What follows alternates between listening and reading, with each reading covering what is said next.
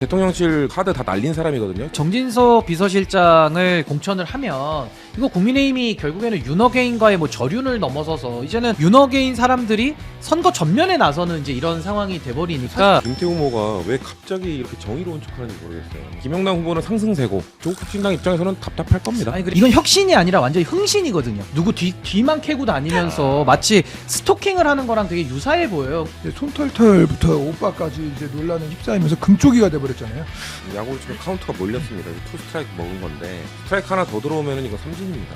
이건 선거 이기가 어려워지거든요. 한없이 가벼운 시사 토크쇼 장르만 여의도 5월 5일 어린이날 저희는 라이브로 여러분께 또 전해드립니다. 반갑습니다. 정영진이고요. 자, 오늘은 청년 정치인분들과 함께 가보도록 하겠습니다. 무려 23년차 청년 정치인 조용술 국민의힘 대변인님 어서 오시고요. 네, 안녕하세요. 그거 어떻게 네, 하셨지? 반갑습니다. 아직까지 뭐 한번 된 적은 없으시죠? 네, 뭐 선수직에 대본 적은 없습니다. 청년 네, 정치인. 반장 선거나 해봤지 다른 거 네. 대본 적 없어요. 23년차 청년 정치인 우리 성치훈 부대변인님 어서 오십시오. 안녕하세요. 네. 네. 4년 5년쯤 되셨을까요? 뭐요? 청년 정치. 당에 들어오죠? 네. 오래됐어요? 훨씬 오래됐죠. 그럼 오래됐어요. 네, 네. 그전 뭐 다른 것도 좀 하셨던 것 같아서. 그렇지 않고 다른 그냥 거요? 네. 청년 정치를 이제 주로 하셨다. 예, 근데 청년이 우리 당에서도 국민의힘도 45세라서 청년 정치를 할 수 있는데 네. 저는 늘 35세까지만 청년 하자고 얘기했던 사람이라 민망합니다. 네, 민망하지만 성치훈 부대변인님 오셨고요. 그리고 신인규 변호사님 어서 오십시오. 네, 모든 아이들의 행복과 함께하겠습니다. 네.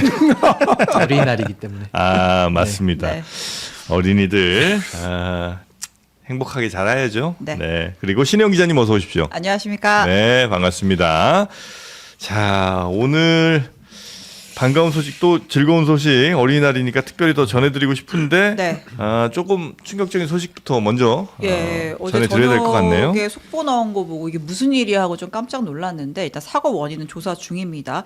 어제 저녁에 그 호르무즈 해협에 이제 정박 중이던 이제 사실상 갇혀 있던 이제 우리 선박 가운데 그 나무호라고 하는 선박에서 폭발과 함께 불이 났습니다. 이제 그 안에 이제 우리 국적 한국인 6명, 뭐 외국인 선원 18명에서 한 24명 정도가 탑승을 해 있었는데 천만다행히 인명 피해는 없었고요. 일단 화재는 폭발은 이 기관실 좌현 쪽에서 이제 큰 소리와 함께 폭발과 함께 이제 불이 크게 났다라고 네. 하는데 조금 전에 일단은 뭐 화재는 다 진압이 됐고 이제 예인해서 이제 좀 사고 원인 조사 및 수리를 할 거다라는 얘기가 나오는데 그러니까 이제 사고 원인을 지금 모르는 거잖아요. 이게 일원으로부터 피격을 당한 건지 아니면 뭐 기계적 결함이 있어서 화재가 된 건지 이걸 좀 조사를 해봐야 되는 상황인데 네. 피격 가능성도 있기는 있어요. 근데 이 상황에서 트럼프 대통령이 이거는 이란의 공격이야라고 아예 못을 박아버렸습니다.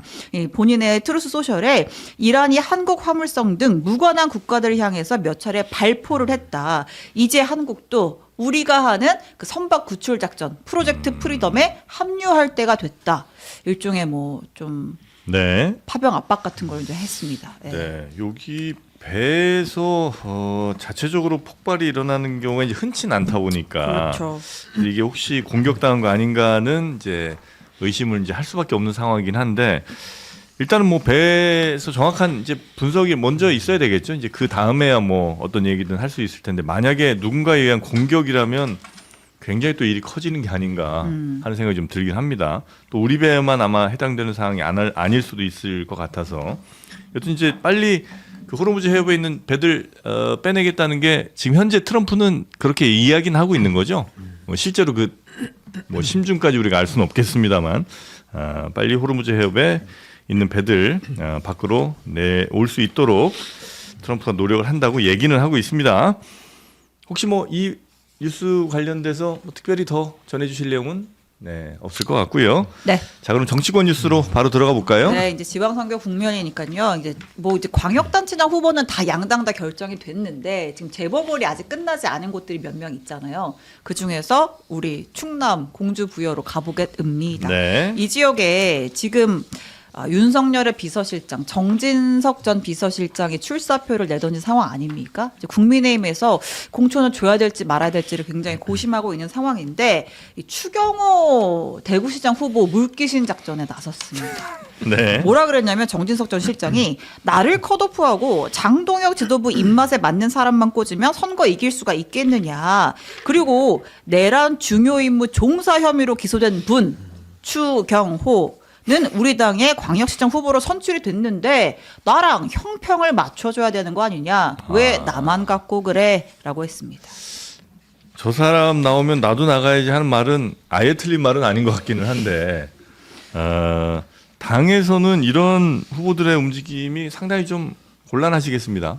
뭐 곤란할 건 없습니다. 아 그래요? 그 누구나 이제 자기가 나가고 싶다고 말하고 주장하는 건 할 수 있다라고 저도 보고 있고요. 예. 다만 이젠 그 정진석 비서실장도 저도 나올 수 있다라고 봅니다. 하지만 그 당원들이 선택하는 문제, 국민들이 선택하는 문제는 별개의 것으로 봐야 된다라고 저는 생각을 하고 있고, 네. 그리고 추경호 이제 후보 같은 경우는 어쨌든 당원과 이제 국민들 이제 여론조사 통해서 최종 후보로 선출되는 과정에 있어서 그 정당성을 분명히 획득한 건 맞습니다. 다만 이제 만약에 이제 법적인 문제가 있다면 그건 이제 법적 판단을 받아야 될 영역이라고 보고 있고, 민주주의에서 가장 중요한 거는 국민들과 이제 당원들이 어떻게 생각하는지의 여부인데, 정진석 비서실장에 대해서는 실제 당에서 여러 가지 말이 나오는 것도 사실이고, 그렇기 때문에 이제 공간위 차원에다가 이제 공을 넘겼죠. 그래서 공간위 차원에서 어떻게 판단할지에 대한 모든 걸 맡기겠다라고 했는데, 그 지금 당 차원에서도 이제 여러 이런저런 여론들 다 판단해가지고 최종 결심을 할 거라고 보고 있고, 네. 이미 정진석 비서실장은 당 차원에서 페널티를 받고 지금 현재는 그 등록이 되어 있는 상태라는 말씀을 드리겠습니다. 네. 윤리위가 결정하는 거죠, 윤리위가. 윤리가 아니고요. 네. 그게 이제 어떻게 보면 이제 온건한 표현이긴 한데 3선 이상을 한 국회의원 후보 같은 경우는 감점이 있습니다. 근데 유일하게 해당되는 경우죠. 그러다 보니까 그 실제 이 부분 같은 경우는 그 이제 당 차원에서 어떤 특별한 그 명분을 만든 것이다라고 생각이 듭니다. 무슨 말씀이에요 이게? 네. 명분이라는 게 네. 그냥 뭐 대놓고 그렇게 할 수는 없으니까 그 국민적 여론을 감안해가지고 네. 뭐 신인들이 다시 새롭게 나올 수 있는 상황을 만들어 놓은 게 아닐까. 그러니까 이제 예를 들어서 예. 심플하게 뭐 국민적 선택이 중요하다. 우린 무조건 그거에 따르겠다 하면 여기도 공천 그 경선해 갖고 줄 수도 있는 거고, 그게 아니라 어쨌든 공천이라는 건 당에서 최종 결정하는 것이기 때문에 당이 정치적 책임을 지면서 뭐 나가도 되는 사람, 나가면 안 되는 사람, 우리 당에 훨씬 더 도움 안 되는 사람, 이런 것들 판단해서 공천을 주거나 그러지 않을 수 있는 걸 거 근데 아니에요. 이제 다만 제일 중요한 건 그거 네. 같아요. 이제 그 지역 내 지역적으로 봤을 때는 그 지역에 있는 당원과 국민들이 선택해서 후보를 만들 수도 있지만 네. 당 차원에서는 이제 전국 선거를 준비하는 것 아닙니까? 네. 그렇기 때문에 그게 전국적으로 판단을 했었을 때 네. 국민들의 지금 그 국민의힘 후보가 전체적인 선택을 받는데 마이너스 요인이 있다고 하면 이제 정부적 결정을 할 수밖에 없는 상황이다라는 말씀을 드리고요. 그거를 공간위가 이제 판단할 거라고 저는 보는 거죠. 쉽게 말해서 컷오프하는 게 맞다고 보시는 거예요? 제가 그걸 어떻게 얘기를 합니까? 아, 그러니까 이제 설명이 너무 복잡해서 전국 선거에는 도움이 안 된다. 난감한 상황을 정진석의 조금 이해하도록 공천이. 하겠습니다. 그 정도로 그냥 이해해 주시면 될 것 같습니다. 그 정도로 이해하겠습니다. 아, 너무 길어갖고 대변인한테 질문하는 거는 네. 이해 충돌이에요. 예, 부여 네, 출신이시기 때문에 이건 이해 충돌이기 때문에. 고향이 부여십니다. 고향이 부여시기 때문에. 네. 맞습니다. 이해 충돌이니까. 네, 저도 부여의 민심을 그 함부로 거스를 수 그러니까 없습니다. 컷오프 해야 된다고 말하면 본인이 혹시 생각이 있는 거 아닌가라고 의심할 수 있기 때문에 이거는 너무 이미 과한 후보는 생각이고요. 후보 지원은 끝나가지고 저는 이제 관계가 전혀 없고요. 네. 뭐 전략이란 거는 뭐 언제든 네. 꽂을 수 있는 거니까. 고양시에 충성을 다하겠습니다. 네. 그 예. 제3자 입장 한번 들어볼까요? 아니 근데 뭐 네. 정진석 비서실장이 지금 추경호 후보 됐으니까 나도 좀 해달라라는 논리 자체는 말이 되지 않죠. 우리가 불법의 영역에 있어서 형평을 맞춰달라 이렇게 할 수는 없는 거거든요. 그래서 이건 잘못된 주장이고, 결국에는 정진석 비서실장을 공천을 하면 이거 국민의힘이 결국에는 윤어게인과의 뭐 저륜을 넘어서서 이제는 윤어게인 사람들이 선거 전면에 나서는 이제 이런 상황이 돼버리니까 그런 사람들이 좀 있어요. 꽤 많습니다. 지금 예. 이용 그 하남 후보도 그렇고 네. 뭐 박민식 후보도 뭐 보훈부 장관 지냈고 뭐 되게 많죠. 예. 그래서 저는 결론은 이제 장동혁 대표가 키를 쥐고 있는데, 결국에는 이제 충남지사 후보 김태흠 후보도 상당히 강력하게 반발을 하고 있잖아요. 예. 또 공교롭게도 보령의 그 지역구를 물려받은 사람이 또 장동혁 대표예요. 그러니까 김태흠 후보의 이야기를 가볍게 듣기는 좀 어려운 위치에 있기 때문에 전 정진석 비서실장 공천은 매우 어려울 것이다라는 생각이 듭니다. 네. 전 근데 김태우 후보가 왜 갑자기 이렇게 정의로운 척하는지 모르겠어요. 그러니까 김태흠 후보가? 김태흠 충남지사. 그러니까 자기 이 정진석 주면은 나는 무소속 당 나갈 수도 있다 뭐 이렇게 얘기하는 게 왜 이전까지는 윤어게인과 관련된 발언 안 하다가 그 후보가 확정된 다음에 갑자기 정의로운 척하는 분들이 나옵니다. 저는 박형준 부산시장 후보도 마찬가지인데 그분 경선 때는 소년보 목사 아들 선대위원장 임명하면서 윤어게인 손 잡았거든요. 후보 된 다음에 이제 갑자기 태도가 바뀌어요. 그런 거를 보면은 김태흠 후보도 마찬가지입니다.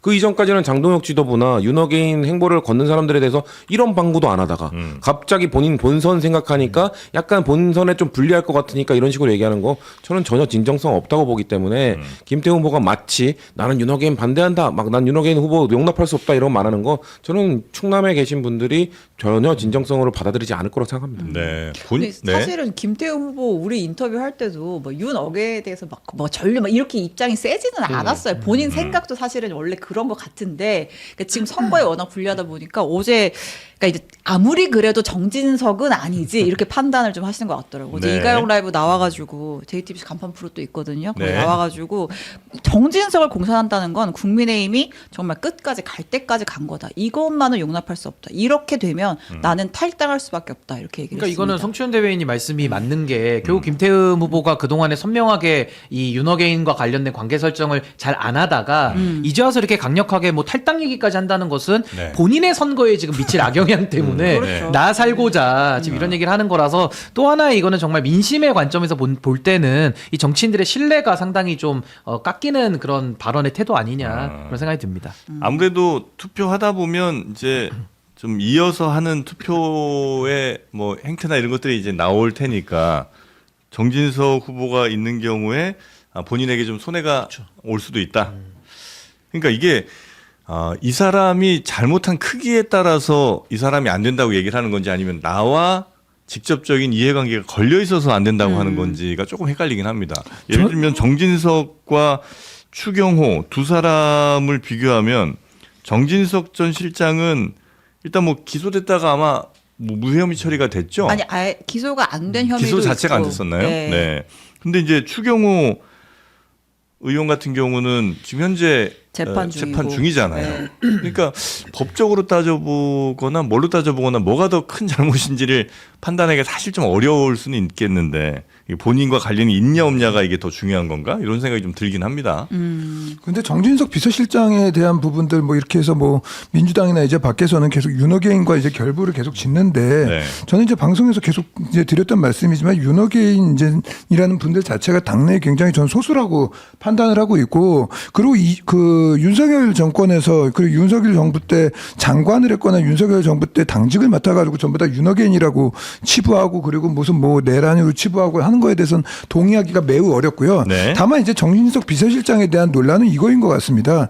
당내에서 바라볼 때 어쨌든 윤석열 대통령이 불명예스럽게 이제 물러난 건 사실이고 그리고 그 당시 비서실장으로서 어떻게 보면 대통령을 제대로 보좌하지 못했다라는 당내 비판은 분명히 있습니다. 네네. 그래서 그러한 비판의 영역에서 이제 관점으로 바라보는 게 맞는 것이지 그 무조건적으로 덮어놓고 뭐 윤어게인이다 뭐다 이렇게 접근하는 방식은 잘못하면 이제 성급한 일반화의 오류가 될 수 있다라는 좀 우려의 말씀을 아니 드리겠습니다. 근데 저는 윤어게인 출신들 예를 들어 윤석열 정권과 직간접적인 고위직을 담당했던 근데 분들이 윤어게인 출신이란 게 뭐예요? 아니 그러니까 윤석열 어게인을 외쳤던 그러니까 처음에 그 탄핵 국면에서 막 집회하고 했었잖아요. 그러니까 그걸 이제 우리가 통칭해서 윤어게인이라고 부르는 건데 윤석열 정부의 색깔을 많이 가지고 있는 후보들이 지금 공천이 많이 된 건 맞지 않습니까? 그건 뭐 객관적인 뭐 통계로 내도 이거는 사실로 입증이 될 것 같고 그런 상황 속에서 지금 국민의힘이 보여주고 있는 태도 자체가 이건 뭐 법률적으로 기소됐고 안 됐고를 일단 떠나서 정치적 차원에서 내란 수괴로 지금 징역 무기징역이 선고된 그 대통령을 모셨던 보좌의 실패 책임이 있는 사람이 또 정치를 하겠다라고 나오는 이 공천 신청하는 그 자체가 정말 국민들에게는 정말 좀 모욕적으로 느껴질 수가 있는 거거든요. 그러니까 그런 차원에서는 정진석 비서실장은 뭐 국민의 힘을 위해서도 그렇지만 나라 전체적으로 보더라도 저는 물러설 때를 본인이 좀 아셔야 되는 거 아니냐. 그러니까 그런 의견에 대해서 정치적인 이제 걸 뭐 얘기하는 그런 겁니다. 의견에 대해서 충분히 이제 뭐 이해될 부분은 있지만 저는 이런 이런 건 있어요. 그 윤석열 대통령의 이제 탄핵에 대해서 찬성과 반대는 전 누구나 다 존중을 받아야 된다고 봅니다. 하지만 어쨌든 헌법재판소를 통해서 탄핵이 됐고 그거를 갖다가 이제 법원의 판단을 존중하는 사람들까지도 그 윤호견이다 뭐 그 무슨 뭐 이거에 대해서 뭐 저항을 하냐 이렇게 하는 것은 맞지 않다라고 보고 있고 지금 나와 있는 후보 중에서 대통령 탄핵 판결에 대해서 그 거부하거나 잘못됐다라고 말하는 분이 있다라면 그 부분에 대해서는 지적을 할 수 있다고 보지만 윤석열 대통령의 탄핵에 대한 반대는 정책 판단으로 전 누구나 다 할 수 있다라고 봅니다. 저는 동의하지 않고요. 네. 정진석 비서실장이 작년 1월에 뭐라고 올렸냐면 헌정문란 목적의 폭동인지 헌정문란을 멈춰 세우기 위한 비상조치인지 결국은 국민이 판단하게 될 것입니다. 이 말은 뭐냐면 이 내란을 헌정문란을 멈춰 세우기 위한 비상조치라고 주장한 사람이거든요. 네. 윤호개인이랑 다 같은 거죠. 그리고 저는 뭐 글쎄요 법적 판단이 뭐 기소가 안 됐다고 해서 이 사람 대통령실 그 하드 다 날린 사람이거든요. 조치해가지고 증거인멸. 증거인멸한 사람이에요. 저는 네. 이거에 대해서 뭐 법적 조치를 안 받는다 하더라도 정치적 도의적 책임은 아주 높은 사람이라고 보기 때문에 네. 이 사람을 윤호개인이라고 하지 못한다면 누구를 윤호개인이라고 할 수 있겠는가라는 생각이 있고요.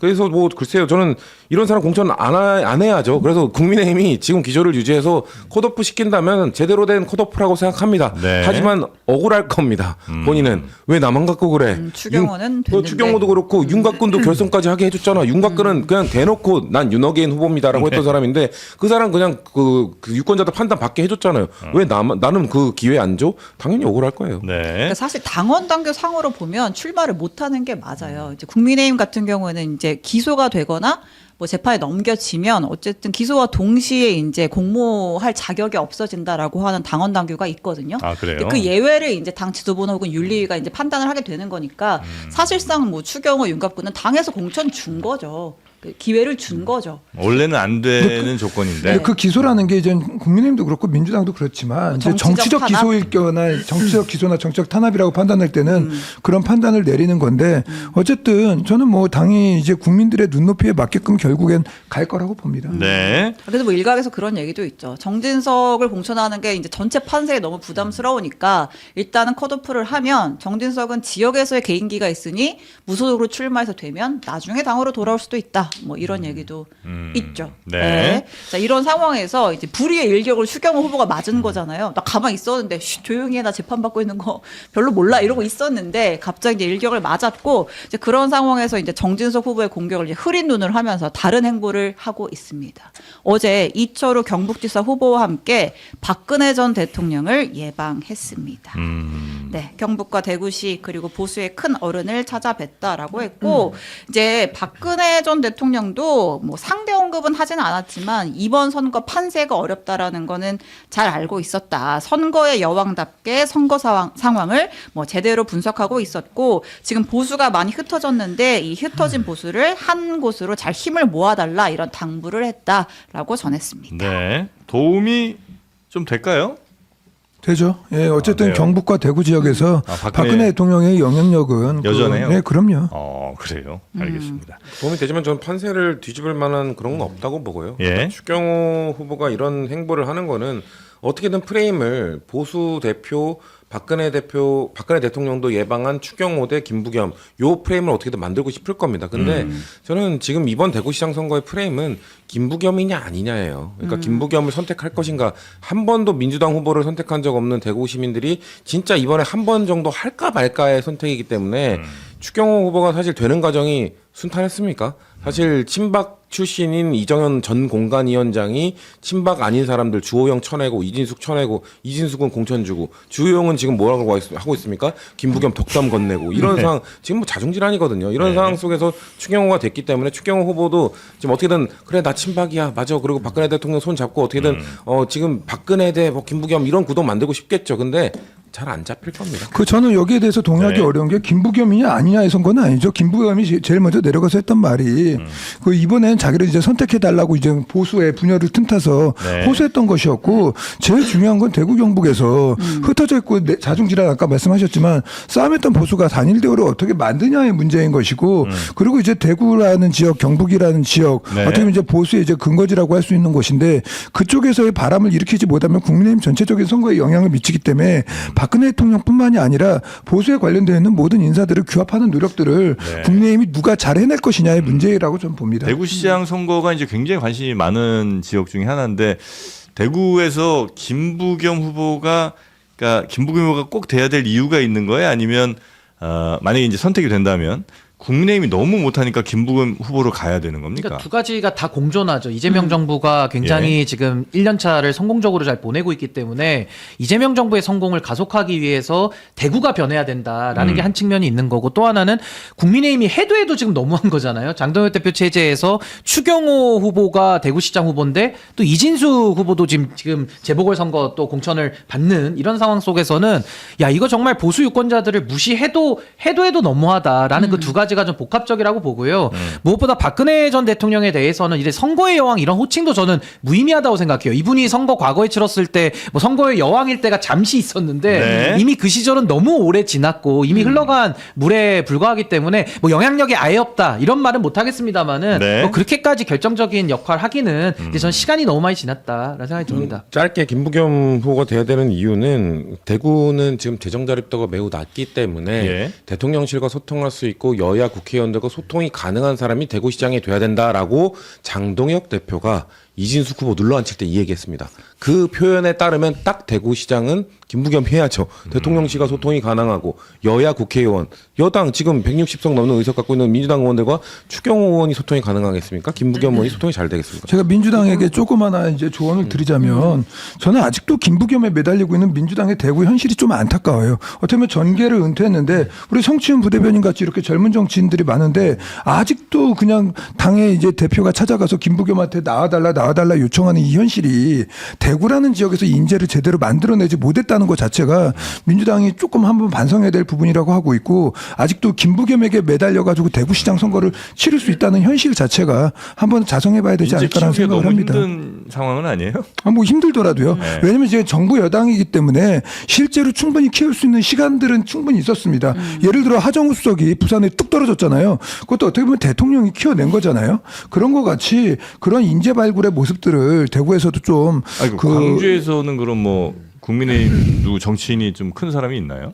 이정현 전 공관위원장 광주 전남 도지사 천하람이라고 아시잖아요. 있었는데 이제 네. 당이 달라졌죠. 지금. 예, 그리고 옛날 이정현 공관위원장도 마찬가지예요. 그 순천에서 열심히 뛰어가지고 이제 10%도 안 나오던 지지율에서 네. 국회의원 선출이 됐었는데 그러한 이제 새로운 인물들이 극적으로 나와야 되는 것이고, 자기가 나간다고 하면 상관이 없지만 은퇴하신 분을 끌어내가지고 이렇게 내보내는 것은 그 이제 건전한 정당 정치의 발전을 위해서도 전 좋지 않다. 그 여야의 똑같은 문제인 것 같습니다. 네. 그러니까 그 영남에서 그러니까 영남 호남으로 따지자면 영남에서 민주당 정치인들이 큰 것과 호남에서 국민의힘 뭐 굳이 이제 비교하자면 정치인이 큰 거를 수치로 보거나 뭐 질로 보거나 굳이 비교하자면 오히려 호남에서 크지 못하는 게 훨씬 더 크지 않은가? 그렇죠. 네, 그건 사실이고요. 생각은 들긴 합니다. 결국에 이제 국민의힘이 그것도 이제 장기적으로 풀어내야 될 숙제인 네네네. 거고, 양쪽 당 다 전부 다 네네네. 해결해야 될 문제인 것 알겠습니다. 같습니다. 네, 얘기 나온 김에 네. 대구시장 여론조사 결과 좀 보고 가겠습니다. 어제 SBS에서 나온 조사 결과인데요.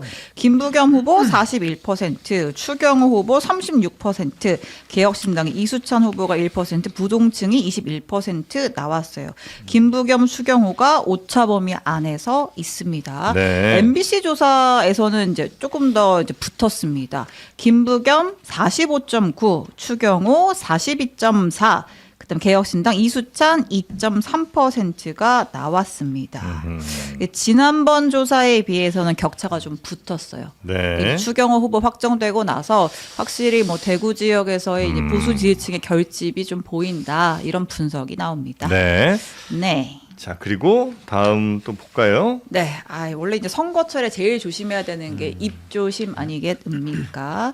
자, 그런데 이제 오빠 논란이 좀 있었잖아요. 이제 정청래 대표가 네. 하정우 후보 부산 북감 이제 지원 유세하면서 오빠 해봐 이렇게 해서 좀 논란이 있었는데 네. 어제 거듭 사과를 했습니다. 아이에게도 부모에게도 어떤 이렇게 송구하다 이렇게 거듭 사과를 했는데 네. 이게 논란이 쉽게 가라앉지는 않는 것 같아요. 그러니까 그 학부모 교사 인권보호연대가 이 정청래 대표와 하정우 후보를 아동학대 혐의로 검찰에 고발까지 한 상황입니다. 네. 잠깐 보겠습니다. 정우 오빠 해보여. 오빠 해봐요. 아이가 논란의 중심에 서게 되어 상처 받으셨을 아이와 아이의 부모님께 송구합니다. 변재수 후보한테 맡겨놨으면 좋겠다. 그렇죠. 게 기본 생각입니다. 네. 우리 중앙에서는 거기 가서 막 또 실수하기보다는 네. 위에서 그냥 지원해 주겠다라는 것이 저는 좋을 거로 보여집니다. 네, 그래서 사과를 했고 요 정도로 마무리가 될지 아니면 더 상황이 좀 커질지. 근데 하정우 후보도 네. 오늘 또 재차 사과를 했습니다. 오늘 이제 부산 지역 언론 인터뷰가 있었는데 어떤 의도를 가지고 한 행동은 당연히 아니었다. 정치가 처음이라 부족한 부분이 있었다. 더더욱 낮은 자세로 겸손하게 하겠다. 이렇게 입장 밝혔습니다. 네, 하정 후보가 그러니까 이 초등학교 학생 그리고 학부모 피해 말고 그게 이제 가장 큰 피해고요.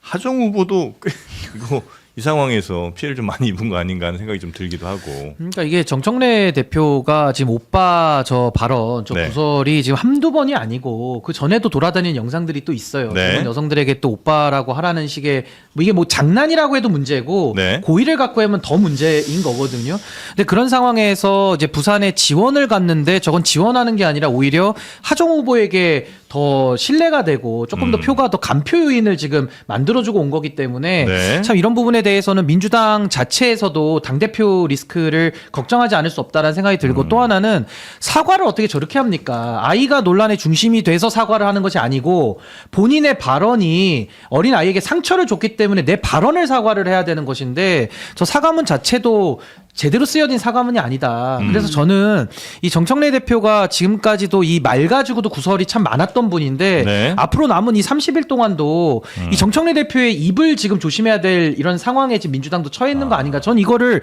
좀 심각하게 좀 받아들여야 된다는 네. 생각이 듭니다. 그 방금 말씀하신 과거 영상들 아마 저희 제작진이 좀 찾은 것 같은데 한번 좀 볼까요? 네, 이제 이번 선거 때는 아니고요. 지난 이제 선거.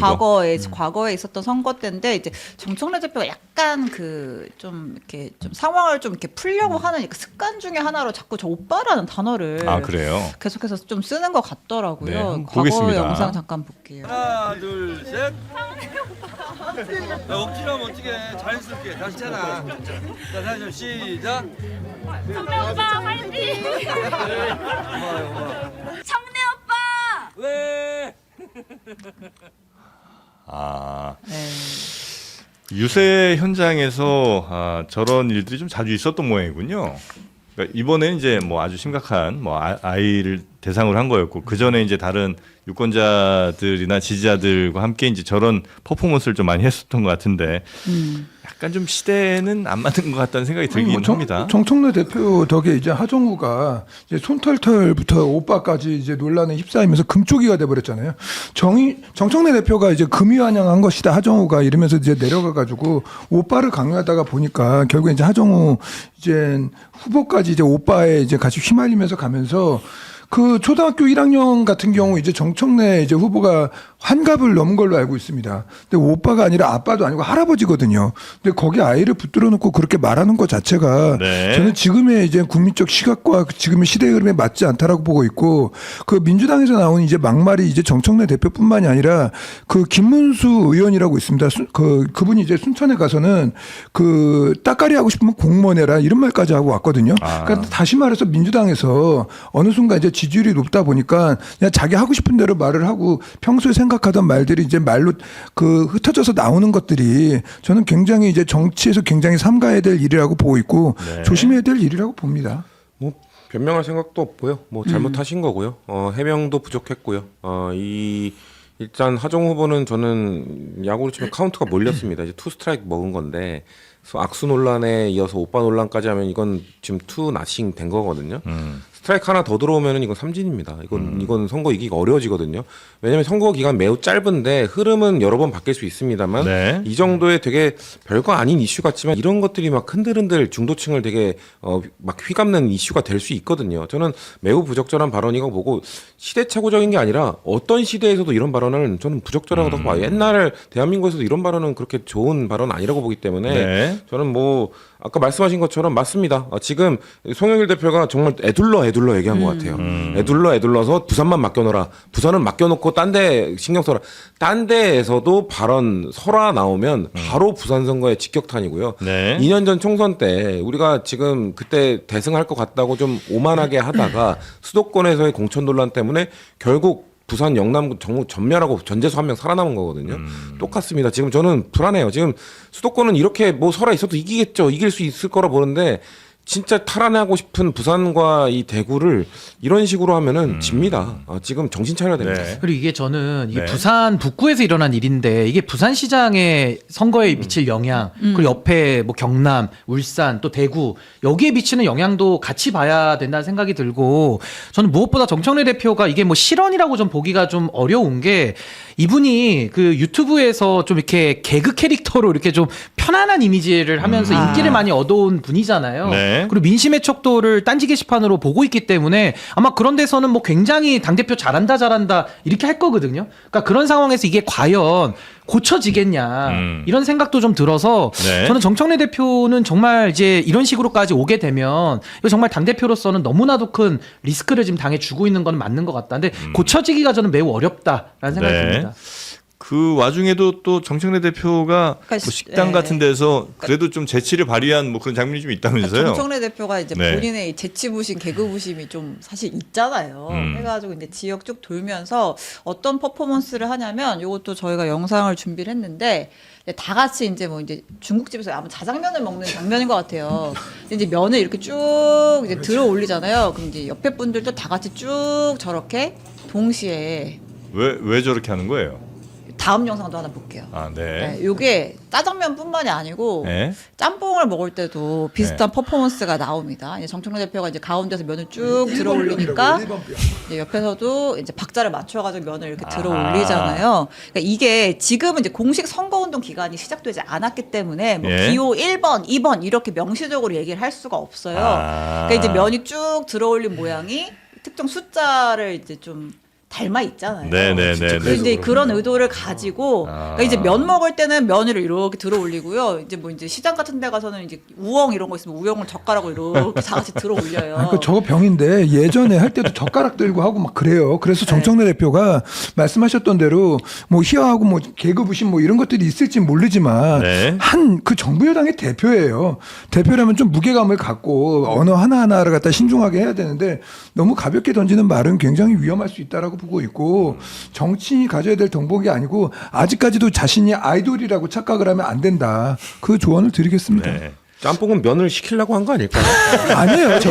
이미 될 수 있으니까. 아니 저게 뜨거우니까. 아니 저 확신범인 게 이미 예전에 했던 범행이 있습니다. 동시에 시킬 필요는 없잖아요. 모든 넘어가죠. 구성원이. 영상 동시에. 제가 보니까 아이고. 약간 김이 모락모락 나는 것 같았는데 약간 네. 시켜가지고 한 입에 아 딱 그럼 먹으려고. 이게 꼬여져서 이렇게 너무 많이 꽈배기 삶았구나요. 치려고. 아니 그죠. 근데- 국민님도 이렇게 양쪽으로 쭉 벌리면서 아 저도 물론 VG를 많이 하긴 하는데 근데 이제 정청래 대표가 저게 제가 되게 오랜 시간 동안 보면서 저걸 되게 많이 해요. 진짜 희한한 드립을 많이 하는데 제발 정부 여당의 당 대표라는 걸 인지하셨으면 좋겠다. 그리고 한마디가 전국을 흔든다. 이거를 좀 인지하고 가셨으면 그러니까 좋겠다. 저런 장면이 중도에게 미치는 영향을 좀 고민을 해야 되거든요. 왜냐면 정청래 대표는 지지자들은 당연히 좋아하겠죠. 당연하죠. 딴지 게시판에서 좋아하겠죠. 근데 그게 정청래 대표는 특정 커뮤니티만 보고 정치하는 분이 아니고 집권 여당의 대표로서 여당의 선거를 전국 선거를 이끄는 분이란 말이에요. 책임 있는 분이란 말입니다. 근데 저기서 저렇게 좀 중도가 볼 때는 정청래 대표가 뭐 오빠 발언 이런 것들까지 더해서 보면 저런 장면들이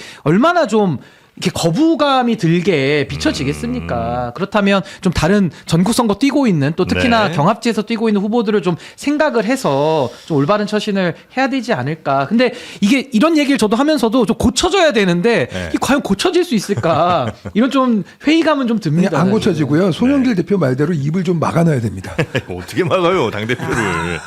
그래서 이제 우리 부산 북가 부산 한번 여론조사 볼까요? 한번 볼까요? 네. 네, 이제 부산 MBC가 한 조사 결과인데요. 하정우 34.3. 네, 시장 말고 북값 주세요. 네. 네, 하정우 34.3, 한동훈 33.5, 박민식 21.5가 나왔습니다. 이 부산 MBC 직전 조사에서 약간 1강 2중 느낌이었다면 그러니까 박민식 한동훈 후보가 좀 비슷했는데. 네, 비슷했고 네. 하정우 후보가 이제 혼자 좀 잘 나온 그런 상황이었는데 요번 조사에서는 2강 1중의 판세가 나왔어요. 물론 이게 오늘 지금 이제 드디어 박민식 후보가 진짜 후보가 됐거든요. 여태까지 사실 공식적으로. 예비 후보였는데 네. 이제 공식적으로 후보가 됐고 이제 그랬을 때 이제 좀 뭐 변화도 지켜봐야겠지만 일단 지금 현재까지는 이게 아마 이제 손털기 논란 이런 게 좀 반영이 된 조사 같은데 네. 2강 1중에 판세가 나왔다 이런 상황이고 자, 이 상황에서 박민식 후보는 또 이 사랑의 작대기가 여기가 지금 계속 엇갈리잖아요. 이제 박민식 후보는 한동훈 잡기에 지금 여념이 없습니다. 아 그래요? 네, 그래서 오늘 또 이 페이스북에 뭐라고 올렸냐면, 네. 그러니까 이제 계속 그 얘기를 하잖아요. 한동훈 그 외지인이 그 강남사랑 타워빌 아. 사람이 팬클럽 끌고 와가지고 무슨 점령군처럼 군다 네. 이런 얘기를 어제 우리 인터뷰에서도 했잖아요. 네. 근데 이제 그 김종혁 최고위원이 이제 친한계잖아요. 네. 그래서 이제 부산 지역에서 이제 한동훈 후보 유세를 돕고 있는데 뭐 약간 단톡방 같은 건 것 같아요. 그래서 이제 우리 뭐 9일 오후 2시에 구포시장에서 출정식 하는데 그때 이제 구포시장에서 개장일에 최대 매출을 기록하면 부값이 떠들썩해질 겁니다. 그러니까 이제 위드훈이 여러분 우리 네. 가가지고 한번 구포시장에서 많이 보여주시죠. 사주시다. 많이 사주시고 뭐 네. 해주시죠. 이제 글을 올린 거예요. 이제 이걸 두고 이제 박민식 후보가 지금 이거 무슨 최대 매출 올리죠? 이거는 불법 매표 행위 아닌가요? 라면서 이제 반발하고 있습니다. 네. 김정은 최고님 안 나오셨으니까 이때 좀 비판을 해야 될 것 같은데 잘못된 행위 저 선관위에서 경고받은 걸로 알고 있거든요. 네. 팬클럽의 이런 매표 그러니까 그 시장 가서 장보기 운동 뭐 이런 것도 팬클럽에서 하고 또 뭐 일부라고는 합니다만 팬클럽 중 일부는 시장 상인들 점포마다 여기는 민주당 성향, 여기는 누구 성향, 여긴 이거를 해가지고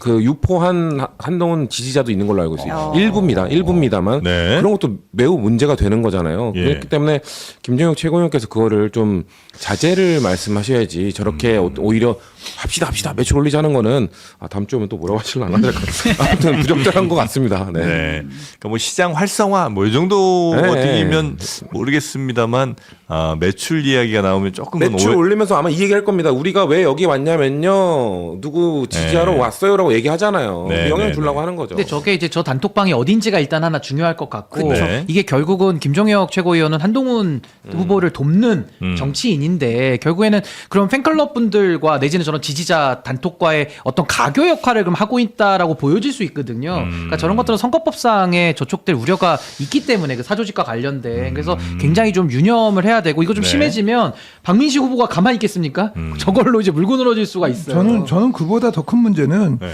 저도 이제 김종혁 이제 위원장하고 이제 옆 동네라서 잘 지내고 있지만 네. 저거는 이제 고향 친구. 네. 전 정말 잘 지내고 네. 있지만 같은 이제 당이신 거예요. 네. 그 제일 우려스러운 것은 국민의힘 소속으로서 무소속 후보한테 저렇게 하는 모습은 정당 정치의 질서나 정당 정치의 개념에 있어서도 굉장히 부적절한 정치적 행위다라는 말씀을 드리고 네. 또 하나는 방금 말씀하셨던 것 같이 저런 매표 행위하는 것 자체가 공직선거법상 문제가 될 여지도 충분히 있다라는 말씀을 드리고 제발 좀 자중하셨으면 좋겠다라는 생각을 합니다. 특히 이제 한동훈 전 대표가 보수의 재건 그리고 국민의힘을 자기가 고쳐서 다시 돌아오겠다라고 말하고 있는 상황에서 국민의힘 당원들한테 저렇게 계속 상처 주는 행동과 네. 분열의 행위를 하는 것은 맞지 않다라고 보고 있고 한동훈 전 대표도 나 혼자 선거를 치를 테니 그렇게 하지 말아달라고 했는데도 불구하고 극렬한 팬심이 저렇게 하는 것은 정치인의 모습답지 않다라는 말씀을 드리겠습니다. 네. 근데 이제 정당에서 당연히 이제 당의 후보를 지원하고 뭐 모든 힘을 모아야 되는 게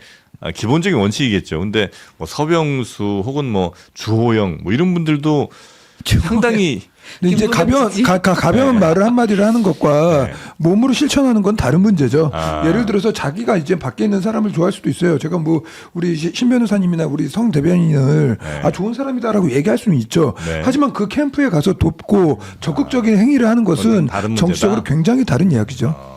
저는 그런 행위가 해당 행위라고 보는데요. 네. 징계감이라고 보는데 징계 먹을 각오를 해야죠.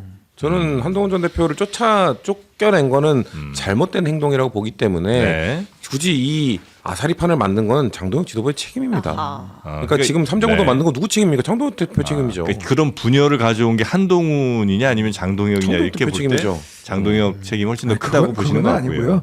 어찌되었든 그 국민의힘에서 저는 뭐 장동혁 대표를 두둔하는 것도 아니지만 한동훈 대표가 62%의 지지를 받아서 당대표가 됐다라고 많이 주장을 했던 분인데 당원들의 여론에 의해서 어떻게 보면 징계를 받게 된 겁니다. 그렇기 때문에 이 사태에서 어쨌든 당의 이제 당인이라는 것 그리고 당의 대표라는 것은 당원들의 의견을 제일 존중해서 가야 될 사람들이기 때문에 그 부분에 있어서 원인적은 한동훈 대표가 있는 게 맞고요. 장동혁 대표의 징계가 과했다라고 말을 할 수는 있을지 몰라도 어쨌든 이 문제의 발단은 한동훈 대표에게 있다라고 네.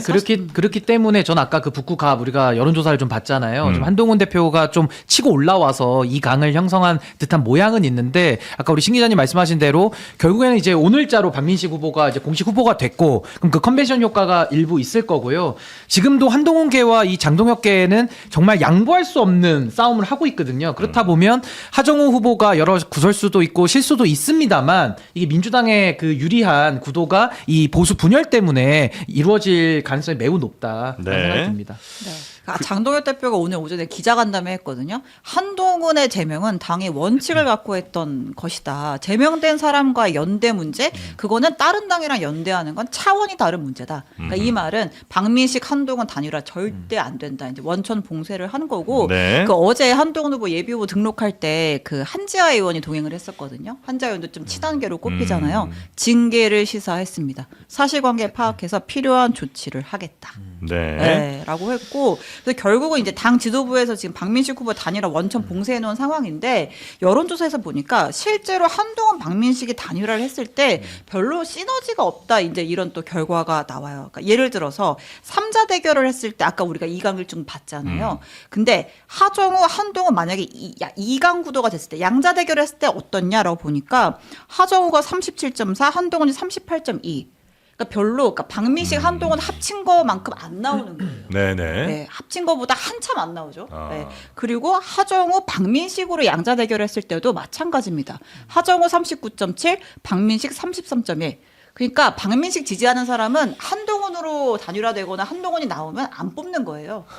네, 반대도 마찬가지고. 물론 이제 실제 투표에 들어갔을 때도 그럴 거냐는 또 다른 문제긴 하겠습니다만 그렇죠. 현재까지는 단일화를 뭐 둘 다 생각이 없다고 얘기는 합니다만 하더라도 효과 없다. 근데 저거는 맞는 분석인 게 지지층이 이질적이라서 그래요. 그러니까 한동훈 전 대표를 좋아하는 분들은 국민의힘이 싫으니까 지금 나온 거고 네. 당연히 박민식 후보를 지지하는 분들은 한동훈 전 대표가 뭐 배신자니 뭐니 이제 이런 논리에 동의하시는 분들이니까 네. 이질적인 걸 합쳐놨을 때는 이게 저렇게 표가 모여지지 않는 이제 그런 효과가 있는 거죠. 어차피 셋이서 경쟁하겠다고 했으니까 끝까지 경쟁하면 네. 되는 거예요. 뭐 그 이상 그 이하도 아니고요. 네. 그리고 뭐 그렇게 해서 경쟁해서 이긴 사람이 네. 뭐 정당성을 갖겠죠. 네. 그 서로에 대한 그거는 전 점점 더 벌어질 거라고 보니까 서로가 뭐냐면 박민식 후보 지지하는 사람, 한동훈 후보 지지하는 사람의 이 앙금이 점점 커지고 있다고 좀 보거든요. 저 여론조사 지표도 마찬가지고 사실 4월 24일에서 25일 동안 그 뉴스토마토가 미디어토마토에 의뢰해서 성인 남녀 802명 대상으로 한 여론조사에서 단일화 반대가 기가 막히네. 67%가 나왔거든요. 네. 거기에 보면은 그때 그러면은 뭔 말이냐면 네.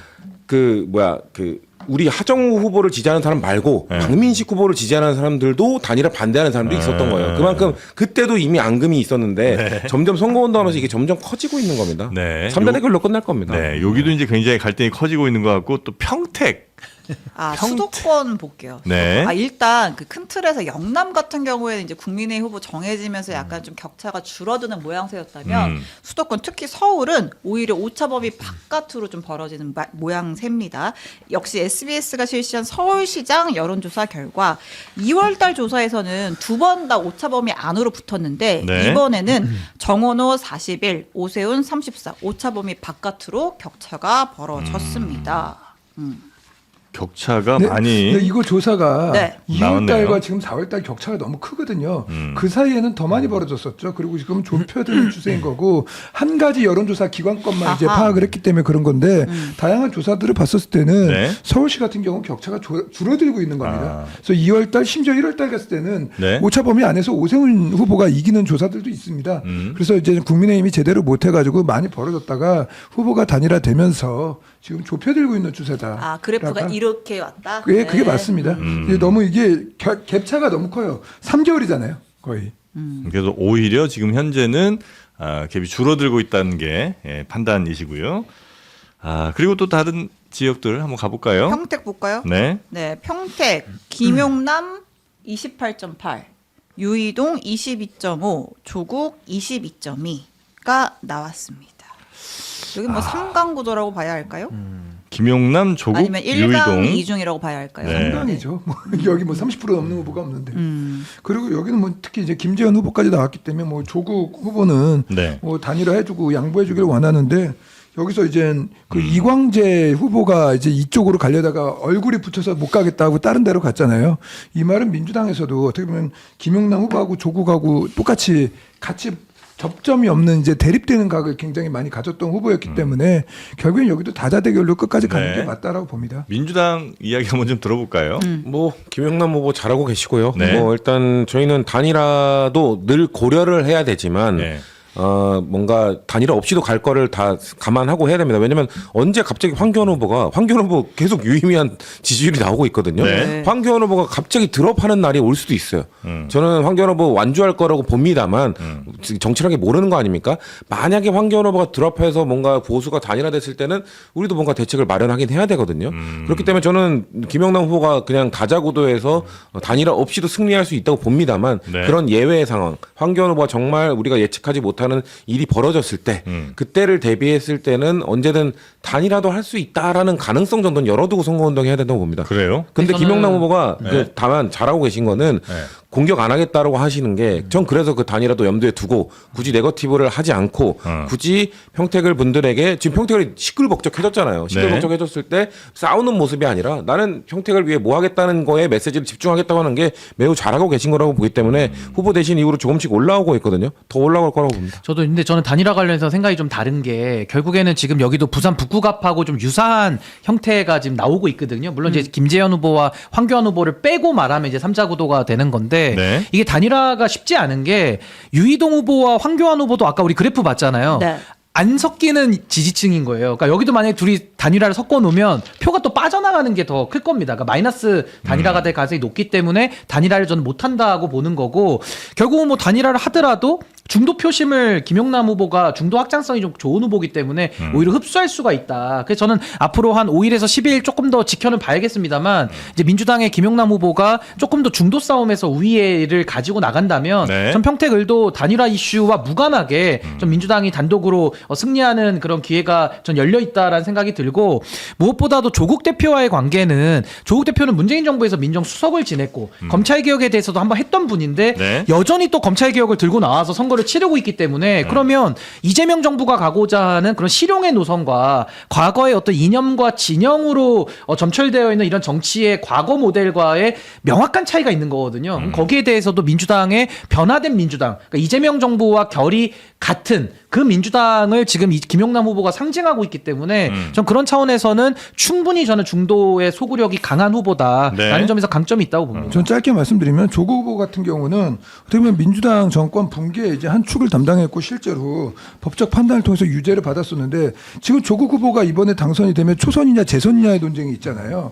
그런 논쟁 속에서 과연 민주당이 이거를 흡수해가지고 단일화한다? 저는 국민의 시각에 맞지 않다라고 보기 때문에 이건 다자대결로 국민의 판단을 받아야 될 영역이다라고 네. 봅니다. 아, 국민의힘이든 어느 당이든 다 다자대결로 가자. 그게 여기는. 원칙이죠. 특히 이제 보궐 같은 경우는 알겠습니다. 다시 이제 뭐 사고로 인해서 만들어진 선거기 때문에 조국 후보가 아무래도 여론조사상에서는 김용남 후보한테 지금 현재 뒤처지고 있기 때문에 그렇죠. 이제 후보 확정되고 나서는 좀 밀리죠. 예, 조금 더 적극적인 선거운동 혹은 1위 후보를 좀 견제 내지는 공격하는 멘트들이 조금씩 나오고 있는 것 같아요. 그렇습니다. 여기도 사랑의 작대기가 마구마구 엇갈리는데 네. 조국 대표가 어제 이제 그 매불쇼 유튜브 매불쇼에 나가서 김용남 후보 저격 발언을 꽤 많이 하고 나갔습니다. 네. 그러니까 지금 민주당 당적을 가진 정치인 한 명이 국회에 들어가는 게 중요하냐, 아니면 조국이라는 정치인을 국회에 복귀시키는 게 중요하냐, 그 판단을 민주당원들이 해줘야 된다라는 얘기를 했고.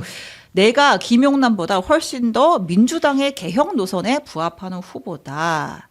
민주당원에 부합한 행동을 하셔야 합니다. 이렇게 얘기를 했습니다. 민주당에 본인이 더 부합한 민주당에 있으면 되는 거 아니에요, 근데? 입당을 하시면 되죠. 합당이 아니라 그때 이제 합당 논란은 굉장히 시끄러웠던 게 이제 지분을 가진 협상이었고 조국 대표의 어제 그 매불쇼의 발언을 곰곰이 씹어보면 오늘이라도 조국혁신당은 해산하고 이제 본인이 입당을 하셔서 민주당에 가서 선거 치르면 될 일인데 네. 밖에 당적을 두고 조국혁신당의 대표로서 민주당에는 누가 더 성분이 맞는 거야라는 식의 약간 성향 분석을 들어가시면은 이 굉장히 국민들이 바라보시면서 이 도대체 무슨 상황이냐. 아니, 그것도 당적도 다른데. 아니 바보가 아닌 이상 민주당 좀 황당하죠. 민주당 이름을 달고 나간 사람이 민주당 지지를 받는 게 맞죠. 그거 뭐 아무리 본인이 과거에 민주당에 있었다고 해서 민주당에게 호소를 네. 하는 게 맞습니까?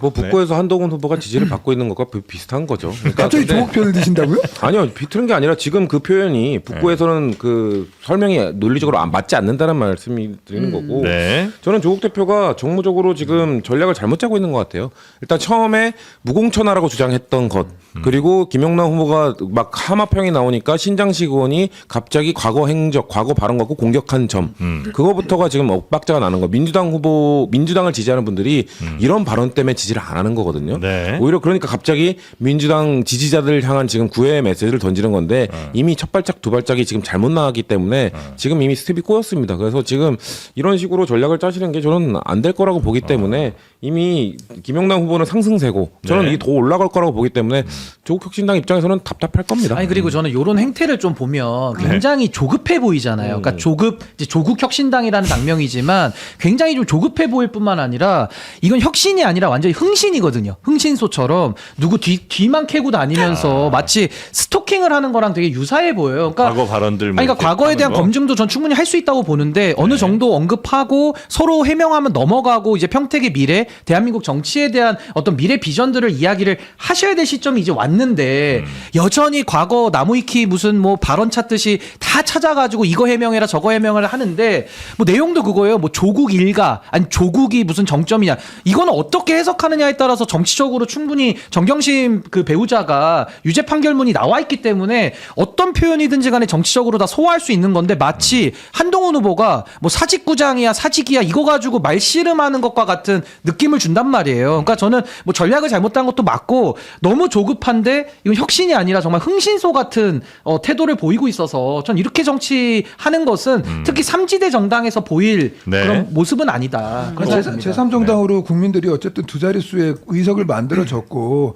그래도 그 제3정당으로서 그 지지를 바탕으로 해서 국민들한테 표를 달라고 하는 게 맞는데 민주당이 기대해서 정치를 하는 것은 그 집권 여당에게도 도움이 안 되고 자신의 당에게도 도움이 안 되고 국민의 미래에게도 도움이 안 된다라고 봅니다. 네. 그렇기 때문에 총선 선택을 그렇게 받았다면 그 당답게 다음번 총선까지는 좀 행동을 하셨으면 좋겠다라는 말씀을 드립니다. 네. 김용남 후보 측은 아직 뭐 적극적인 공격은 이제 안 하고 있는데 네. 뭐 그런 정도 얘기는 한 모양이군요. 조국의 적반하장은 이해하기 좀 어렵다. 아마 네. 오늘 아침에 라디오 인터뷰나 이런 데서도 한두 군데 정도 조금 이제 과한 공격인 것 같다는 정도의 이야기는 했는데 이런 멘트들이 아마 김용남 후보 쪽에서도 약간 나오고 있는 것 같습니다. 나는 먼저 네거티브 안 한다. 네, 그런 얘기 많이 자꾸 했었죠. 이제 뭐 조국 대표가 나의 과거 발언을 사실 왜곡해서 끌어들이니까 이제 그거는 적반하장이다. 뭐 이제 이렇게 얘기를 하는 것 같습니다. 네.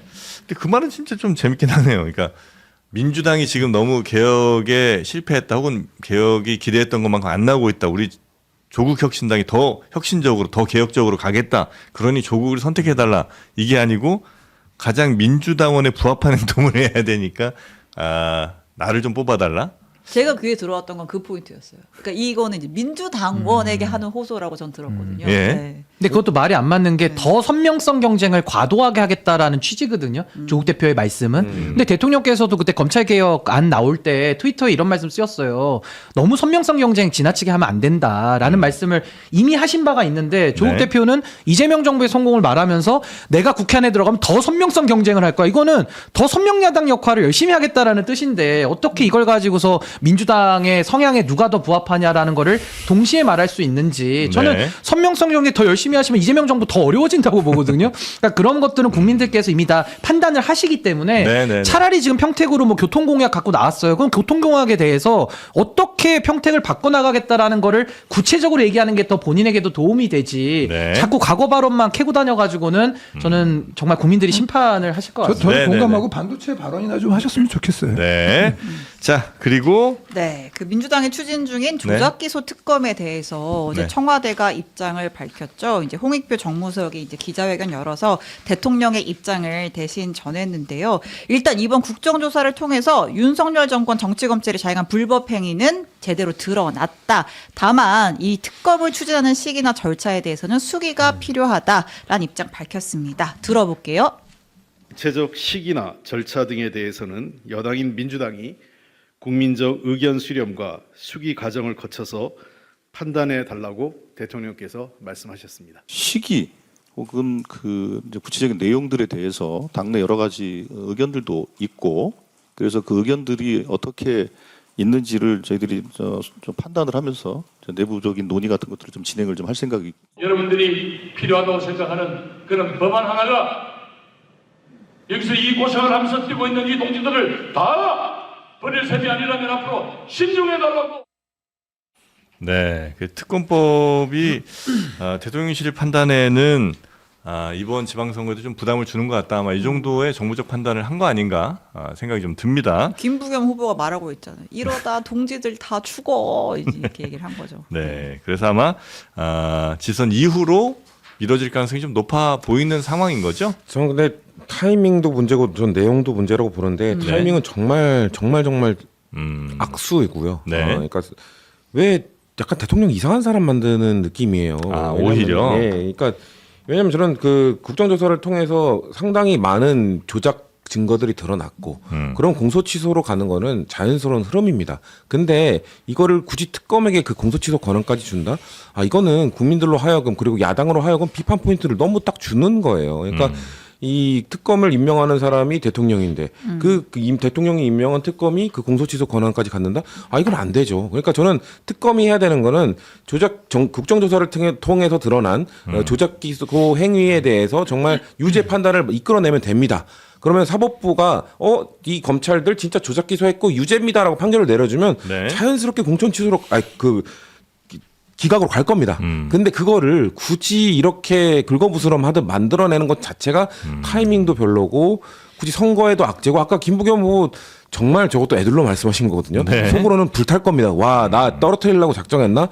진짜 그 정도로 무엇이든 해드립니다 위원장 하겠다면서요, 당표께서. 근데 이런 식으로 지금 대구랑 부산 선거까지 전 악영향 미치는 거라고 보기 때문에 네. 대통령의 이 공소 취소는 충분히 시간을 갖고 이루어질 거기 때문에 이렇게 서두를 필요가 전혀 없어요. 그러니까 지금 가가지고 갑자기 자 타이밍만 지방선거 이후로 미루겠습니다. 이것도 좀 부족하다고 봅니다. 네. 내용도 좀 다시 손봐야 된다. 대통령실에서도 이거 되게 정말 원론적인 이야기만 한 거예요. 대통령실에서 내용을 건드릴 수가 없잖아요. 네. 내용도 잘못됐으면 이런 말하면은 보면 국민의힘에서 당무 개입이다, 입법부 권한 침범이다, 뭐 이런 얘기 할 거란 말이에요. 그러니까 대통령실에서는 수기를 해라, 국민들 의견 반영해라 이거 자체가 내용이나 이런 것들 다 충분히 반론 없이 만들어라라고 한 거기 때문에 네. 그런 내용도 같이 의총 열어야 된다고 생각합니다. 의총 열어서 내용까지 어떻게 바꿀 것인지에 대해서 논의를 좀 하는 게 좀 필요하다고 생각합니다. 대통령이 내용 이야기를 못하는 거는 본인의 희망 사항이기 때문이지 그 당무 개입에 대한 비판 부분은 아닌 것 같고요.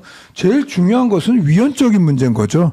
이제 경실련이나 이제 진보 언론들조차도 실제로 이제 대통령이 이제 이 공소 취소를 할 수 있는 이 특검이라는 것 자체에 대한 위헌적 요소에 대해서 여야 진보 보수 할 거 없이 전부 다 지적을 하는 바입니다. 실제 이재명 정권에서 4심제, 대법관 증원, 그리고 법외국제, 전담 재판부, 그리고 이제 국정조사 할 수 있는 모든 조치, 그리고 대통령 권한 이상의 것들, 그리고 위헌적인 행위를 한다라는 이야기를 들으면서까지도 소위 말하는 법에서 주고 있는 권능 이상의 것들을 하고 있거든요. 근데 여기서 특검이 공소 취소할 수 있다?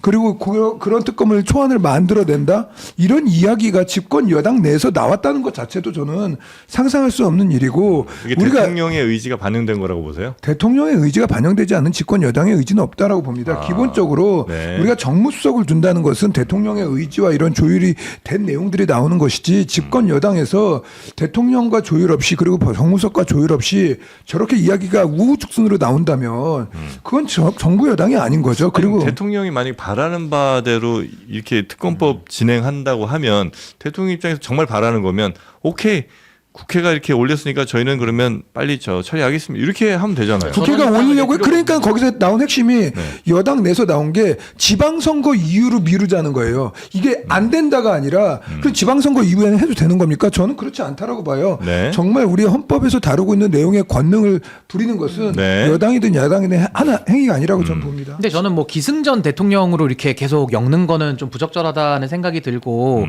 만약에 대통령의 의지가 강하고 원했으면은 지금 홍익표 수석이 나와가지고 지금 중단을 하자라는 얘기를 할 필요가 없잖아요. 그러니까 그게 모순되니까 좀 대통령을 함부로 저는 끌어들이지 않았으면 좋겠고 자꾸 그 특검에다가 공소 취소 권한 넣는 게 위헌이다 이런 주장들을 많이 하세요. 그리고 뭐 재판 지우기, 뭐 범죄 삭제 이런 얘기들을 많이 하시는데 저는 좋습니다. 그 비판을 한다면 조작 기소가 지금 어느 정도 확인이 되고 증거들이 나온 부분 있잖아요. 네. 그럼 거기에 대해서는 그건 위헌 위법 아닙니까?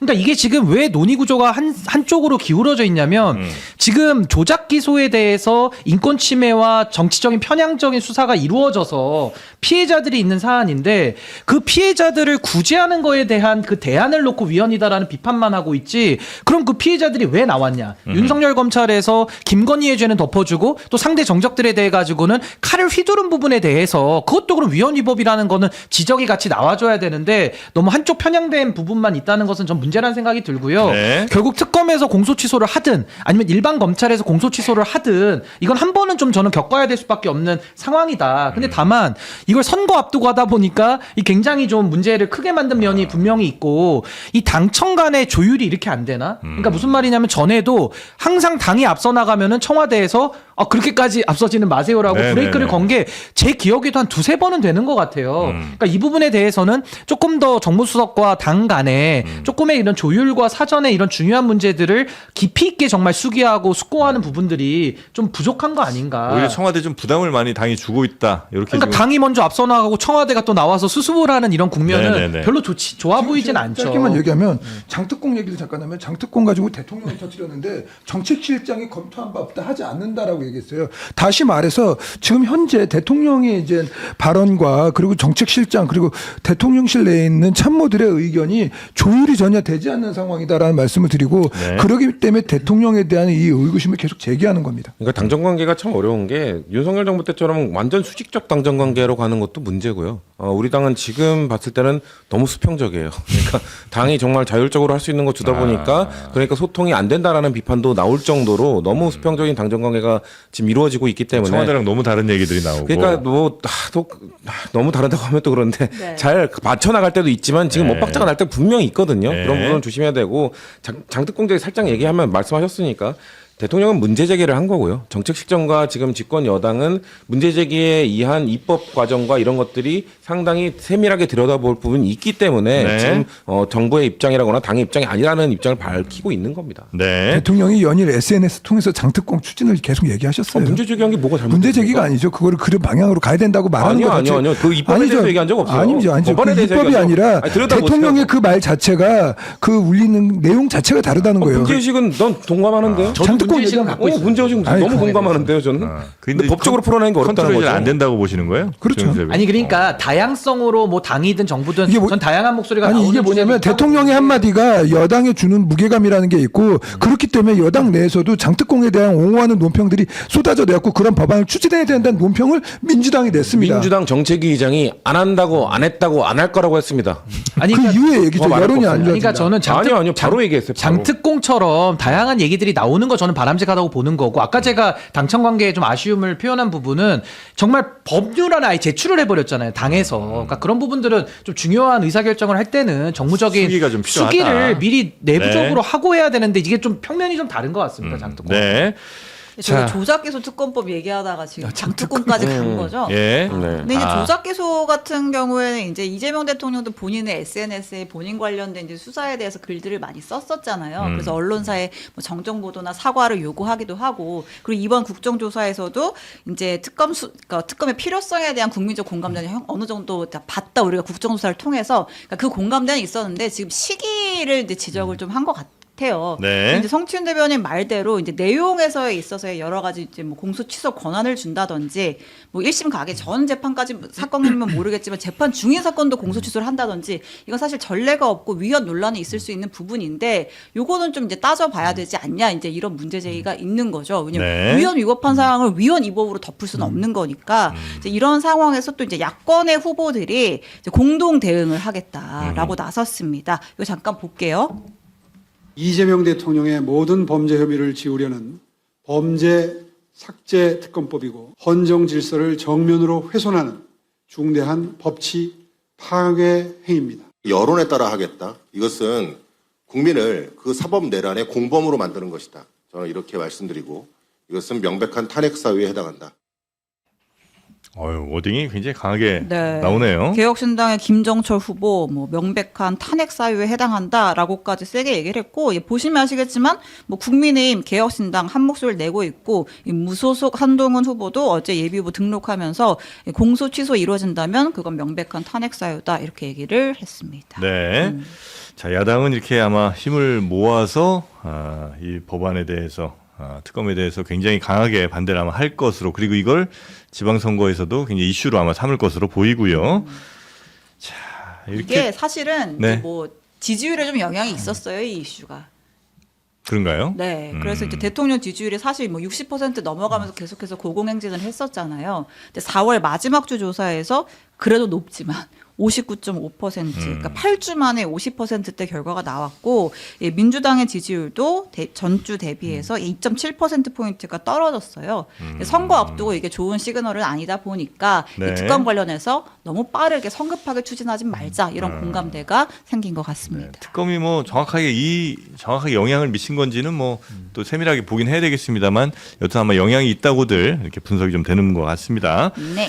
자, 정치권 뉴스 요 정도 보고 네. 우리 신혜영 기자의 또 픽 뉴스들 한번 볼까요? 짜투리 뉴스. 네, 여러분 어린이날 가장 받고 싶은 선물 뭐였어요? 뭐 로보트나 뭐 이런 거 아니었나요? 로봇이요. 네, 저는 어릴 때 관심 많아가지고. 네, 새끼 밥 먹는 게. 뭐인가요? 저는 자동차입니다.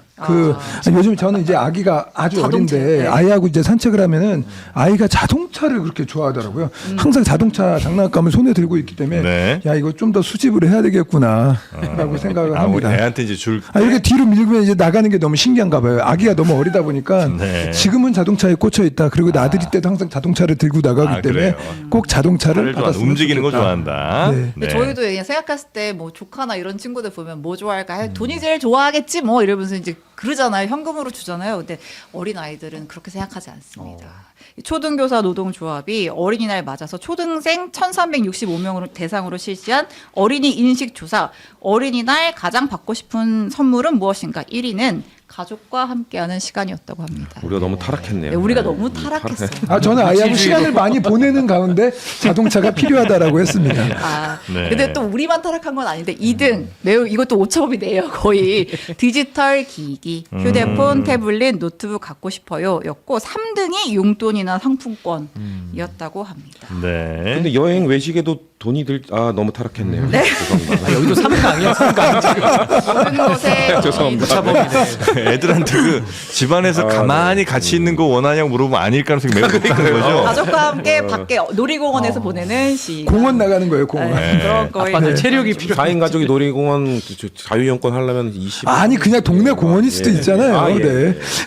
자, 여튼 우리 타락하지 않겠습니다. 네. 예. 그리고 행복해지려면 뭐가 필요하냐라는 질문도 던졌는데 1등이 화목한 가정, 근데 2등이 꿈을 이루는 것, 3등이 돈이었다고 합니다. 행복해지기 위해서 네. 화목한 아주 건전하게 가정. 인식이 바뀌어가고 있네요. 네. 좋습니다. 북한 가정에서 이것도 좀 넘어가겠습니다. 네. 네, 화목하고 유복한 가정. 그리고 요새 그 JTBC 그 드라마 모자무스가 너무 엄청 재밌어요. 화제인 거 아세요? 너무 네. 재밌어요. 모두가 자신의 무가치함과 네. 싸우고 있다. 여기에 이제 그 주인공 구교환 씨가 20년대 영화 감독 지망생, 사실상 이제 백수로 나오잖아요. 엊그제 한국 경총에서 나온 이제 청년 고용률 실태 조사가 있었는데 이른바 이 쉬었음 청년의 비율이 3년째 증가하는 추세라고 합니다. 네. 특히 이 출생 연도별로 봤을 때, 그러니까 20대 후반 에 쉬었음 인구. 사실 보통 20대 후반이 딱 대학 졸업하고 이제 취직할 나이잖아요.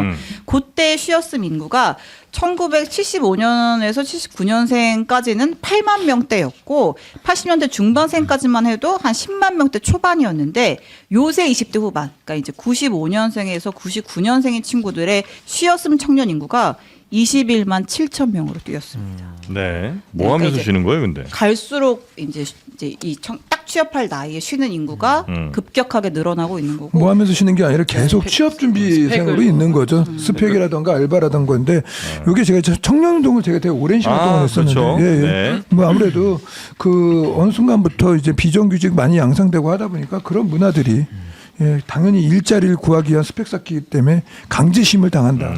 그러니까 요즘 청년들이 제가 듣기로는 뭔가 쭉 일해봐야 집 사기도 힘들고 그러니까 몇 년 일하다가 그걸로 또 쉬면서 그냥 돈 쓰고 그런 다음에 또 다시 또 어디 들어가서 또 일하다가 또 돈 쓰고 약간 이런 거 자포자기하면서 약간 이런 게 그래서 실업급여 좀 받고. 네 그런 게 많다고 해요. 그 안타까운 건데. 네. 근데 또 아까 그 구교환 씨 같은 경우에는 그냥 마냥 쉬고 있는 건 아니고 그렇죠. 네. 출장 뷔페 알바도 하고 계시고 맞습니다, 맞습니다. 약간 그 연기학원인가 네. 감독학원 알바도 하고 또 가상의 인물에 대해서 너무 디테일을 네, 잡았는데 아무튼 애청자십니다. 네 아마 그렇고 계실 겁니다. 네. 근데 이제 말씀하신 대로 이게 약간 자포자기의 성격이 있는 게 이 드라마랑은 다르게 이제 우리가 이 통계에서 말하는 쉬었음 인구는 구직 활동 또는 학업을 하지 않는 상태의 청년을 말합니다. 그냥 포기. 그러니까 이제 약간 좀 그렇게 있는 상태. 네. 네, 뭔가를 이제 구하려고 하지도 않고 이제 그런 의지가 좀 이제 덜한 그런 분들하고 상태. 인터뷰를 해보면 네. 그냥 아무것도 안 하는 게 아니라 정말 이제 자기가 적극적인 행위를 못 하는 건데 아예 그냥 포기한다는 게 이게 과연 내가 해서 될까 이런 거 정도의 이야기인 거지. 그분들도 늘 이제 스펙에 대해서 고민하고 취업에 대해서 고민을 하지만 정말 내 눈높이에 맞는 직장과 일자리와 급여가 될 것인가에 대한 문제들을 갖고 있는 것이지 아예 손을 놓지는 않고 머릿속은 항상 그렇게 뜻을 갖고 있더라고요. 네. 근데 그 현실이 받쳐주지 못하는 것들 그게 제일 안타까운 거죠. 근데 이제 AI 시대가 우리 네. 품에 왔기 때문에 이제 네. 일자리 구하고 하는 거는 개념 자체가 이제는 많이 사라질 것 같고 네. 이제는 모두의 창업처럼 정말 국가에서 창업을 좀 지원해주는 걸 통해 가지고 조금 더 기회가 더 넘치는 사회로 우리가 이제는 대전환을 지금 이루는 그 과도기에 있는 거 아닌가 네. 그렇게 봅니다. 알겠습니다. 이 이건 뭐 쉬었음 경험률이요 학력별로도 좀 차이가 있는데 그러니까 이제 발생 빈도 자체는 이제 고졸이 훨씬 높대요. 근데 이제 쉬었음 상태를 길게 지속하는 경향은 대졸 이상이 훨씬 높고 그 중에서 고학력 남성의 비율이 높다고 합니다. 그러니까 이제 뭐 일종의 대기업 아니면 핵심은 안가 뭐 눈높이예요. 이런 네. 선호 현상이 좀 영향을 미쳤다 이런 분석들을 하더라고요. 눈높이는 분명히 이제 왜냐면 뭐 별로 눈높이 안 차는데 들어갔다가 뭐 얼마 있다가 나오느니 차라리 좀 더 준비해서 눈높이 맞는 대로 가겠다 이거잖아요. 그러니까 대한민국 자체가 학력과 그리고 일자리 인플레이션이 굉장히 높아진 것도 사실이고 그리고 그러한 이제 임금 격차라던가 그리고 일자리에 대한 소위 말하는 만족도에 대한 차이가 실제로 높아지고 그걸로 계급화돼가고 있는 현실 자체가 네. 쉬없음을 만드는 게 아닐까라는 생각을 하고 있고요. 그 자포자기로 이어지는 문화가 일상화되는 것들이 굉장히 우려스럽기 때문에 이거는 사회적 으로 같이 수기를 하면서 한번 풀어내야 될 문제인 것 같습니다. 나오긴 나와요. 열심히 고민해야죠. 그리고 그리고 핵심은 뭐냐면 네. 이러한 인식의 차이를 만드는 것 자체가 이제 컨텐츠 문화나 이런 데서 나오는 것인데 네. 그래서 한때 소확행이란 말도 나오고 이런 말들이 나왔던 것도 네. 그거의 부산물인데 어느 순간 그 말조차도 사라진 사회를 살고 있기 때문에 우리가 인식 개선을 위한 수기 문화를 만들자는 거죠. 아유, 수기할 시간이 이렇게 있나 모르겠습니다. 이건 뭐 나중에 시간이 좀 되면 한번 본격적으로 전문가들과 함께 이야기 나눠보면 좋을 주제인 것 같고요. 관악산에 요즘 라면 버리는 사람들이 많습니까? 라면 요새 국물? 관악산이 그 MZ들 사이에서 핫플이래요. 그 두쫑쿠 말고 관쫀쿠라는 말이 있대요. 관악산 등반에서 인증샷 찍는 게 이제 관쫀쿠라고 한다는데 네. 이제 관악산 그 정상에 있는 그 웅덩이가 있는데 사진 주시죠. 혐짤입니다. 혐짤. 감로천 일대 웅덩이들이 막 있는데 거기에 이제 친구들이 거기서 컵라면 먹고 라면 먹고 한 다음에 저 웅덩이에다 이제 쓰레기를 버리고 간 겁니다. 그래요. 요거는 안 되죠. 좀 심하네요. 안 네, 되죠. 이건 안 되죠. 네. 관악산 2억이 그 한 그 사주 분인가요? 그분이 얘기해서 이렇게 된 거잖아요. 그게 이제 예전에 운면 전쟁이라는 프로가 되게 디즈니에서 유행을 했었는데 네. 거기서 소위 말하는 관악산 전기를 받으면 잘 된다 해가지고 이제 핫플이 된 건데 저거는 핫플만큼 문화의식도 저렇게 뜨겁게 저급한 모습을 보이면 안 저는 되죠. 그 역술가분이 다시 방송 나와서 관악산에 쓰레기 버리고 오면 천벌 받는다고 한마디 하면 될 것 같아요. 그래서 거기 누가 바위에다가 썼어요. 너희한테 줄 운빨은 없다 이렇게 썼는데 그것도 사실은 자연훼손인데 아무튼. 네. 그런 운을 여전히 믿고 따르는 분들이 있으신 모양이죠. 힘드니까 그런데 의지하는 거죠. 정말 아까 저는 그 쉬었음 이슈랑 연결되는 건데 너무 MZ들이 힘들고 뭐 그 미래가 안 보이니까 전기라도 좀 받으러 갈까 하고 여기 몰리는 안 힘든 세대는 어디 있어 세상에. 꼰대. 아니 뭐. 우리 땐 더 있어. 우리 땐 더 힘들었어. 뭐 얘기하는 거예요? 그러니까 지금 50대는 안 힘드나. 근데 언제나 그 청년 세대들은 항상 힘듭니다. 그리고 그 세대들이 지금 힘듦을 호소하는 거를 지금 기성세대가 받아줘야 되는 거죠. 그 정도로 정리하셔야죠. 아이 지금 방으로 쳐드렸는데. 아니 근데 받아주는 건 받아주는 거고 저 라면은 일단 저희 버리면 안 되니까. 아니, 누가 버렸는지 이게 모르지만. 지금. 네. 유노부 자식들이 진짜. 관악산 가서 뭐 마시든지 국물을 그냥. 멀리 보시려면 눈이 맑아야 됩니다.